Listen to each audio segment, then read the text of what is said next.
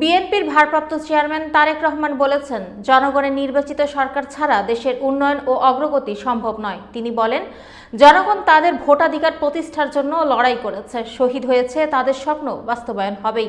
বিস্তারিত দেখুন মনিরুল ইসলাম মনিরের প্রতিবেদনে।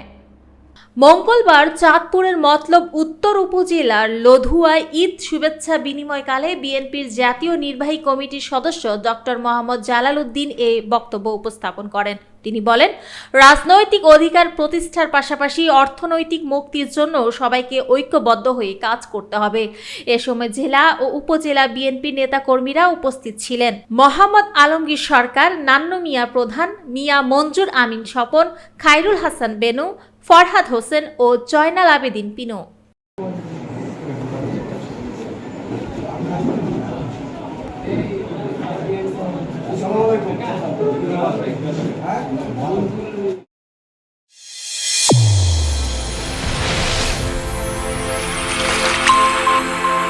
চ্যানেল A1 হৃদয়ের স্পন্দন।